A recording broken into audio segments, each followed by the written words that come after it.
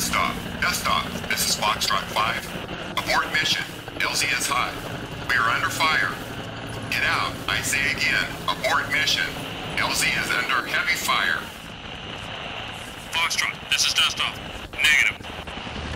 When I have your wounded.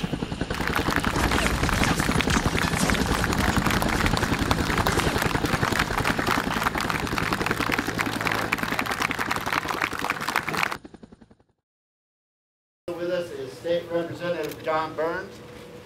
We have, go ahead, Brett. We have the Mayor, Margaret Evans. I would like to introduce the family of honor tonight. This is Charles Kelly, Jr.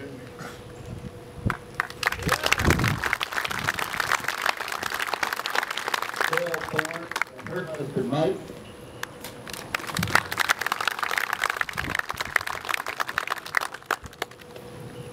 And Barbara Kelly Howerton and her husband, Bruce.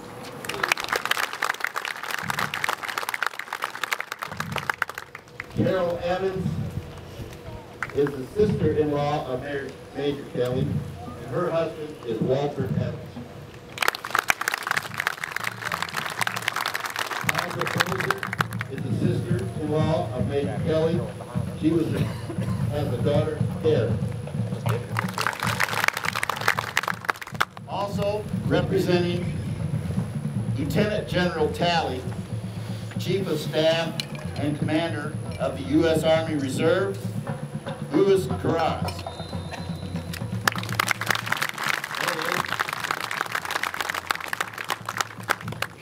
Also with us is Major Jason Jones of Company C, 23 Aviation Battalion, Fort Stewart at Hunter Army Airfield in his group.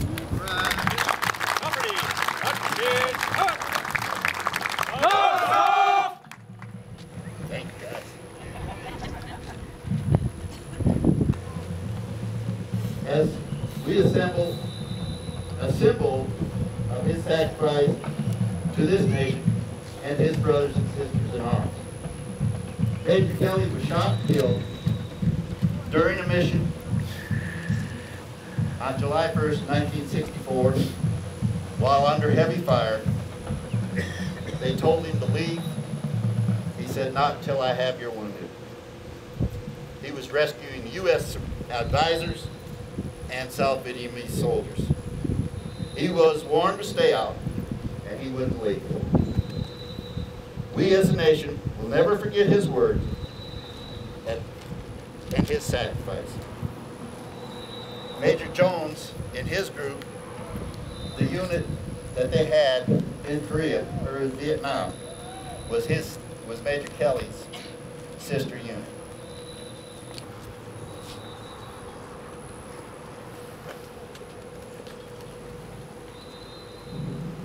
Present Harp.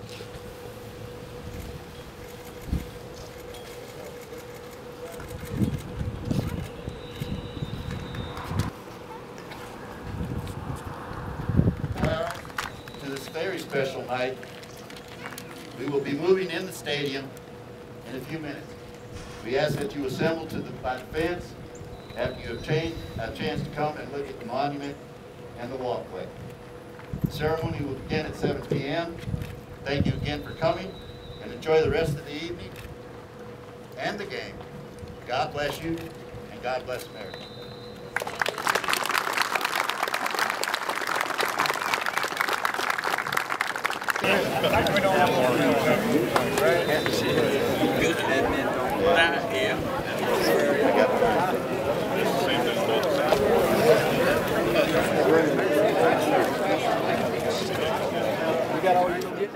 Are you still enjoying it? You move back to the place.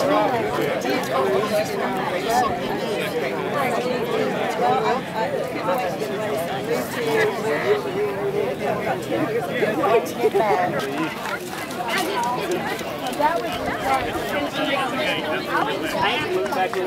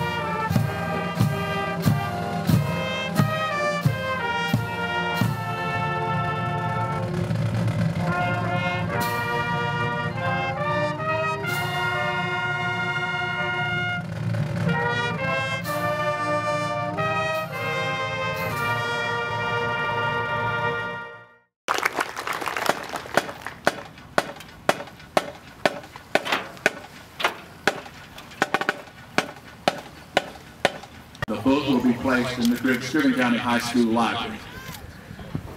Country and for the lasting advancements that he made in the field of military and medical service. Enacted by the state of Georgia, honoring Major Charles L. Kelly for his bravery and acts of valor which saved the Dustoff units in Vietnam, enabling them to become the greatest lifesaver in the history of warfare.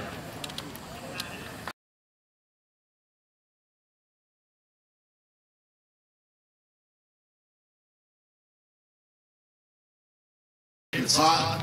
We have a football game to take care of. To the committee that put this together, you've done an outstanding job.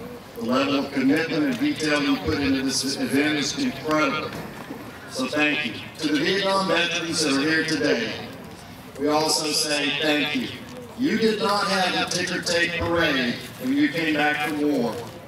You were not properly thanked or appreciated. But here today, let us all be clear.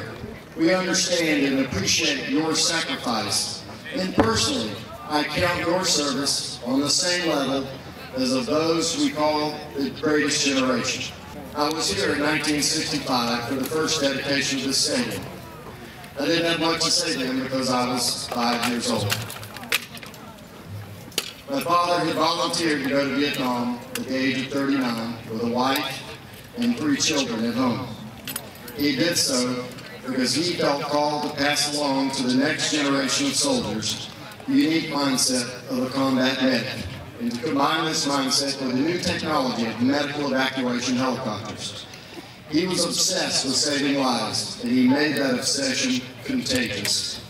His pilots were in their early 20s. Most of his patients were teenagers, wounded and far from home. Whenever he could, he rode with them on the ground ambulances after rescuing them. And he said to the nurses, "These are just kids." I'm sure he was thinking about the 15-year-old young man from Sylvania, Georgia, so he could join the Army and serve as a combat medic in World War II. That medic was wounded during action in Germany. That young Sylvania served 4.5 years in the Army and came back to Sylvania still a teenager. That teenager was the young Charles Kelly, a teenager in combat, in war. I was talking with a combat medic a few days ago, and she asked me if I thought that today's generation, meaning you, would be up to the task that the greatest generation was, the World War II generation. She had doubts. I have no such doubts. Just because you have not been called upon in great numbers yet, just because we live in a time and a land of plenty, we cannot judge you to be lacking in any way. I believe that you, our young generation, are an extension of the greatest generation, just as the Vietnam generation was and is. Because I know your fathers and your mothers, the families and communities from which you come. So prepare yourselves. Whether you are called to be a soldier or a teacher, an artist or a business owner, we are all called to be the best that we can be and to teach the next generation the things that are truly important. And thank you for remembering Charles Kelly, a son of Sylvania who traveled the world as a soldier on a mission of mercy, who came home to rest here in Scriven County. My prayer for you is that God will hold you in the palm of his hand all the days of your life, and that our descendants will say of us, you stayed the course during the greatest of storms, and you kept the faith. Thank you, and God bless you.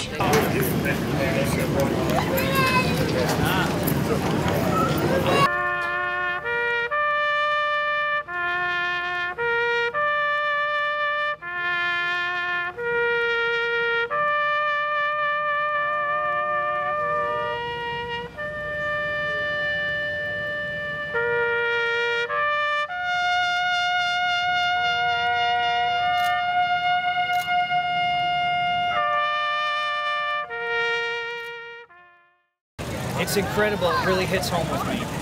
I'm married. I have 2 kids, and I was in Afghanistan this past year, and every day I thought of Charles Kelly. Coming back here to this hometown, coming back and seeing his family, seeing the life that he could have led, just increases the amount of sacrifice I know he made.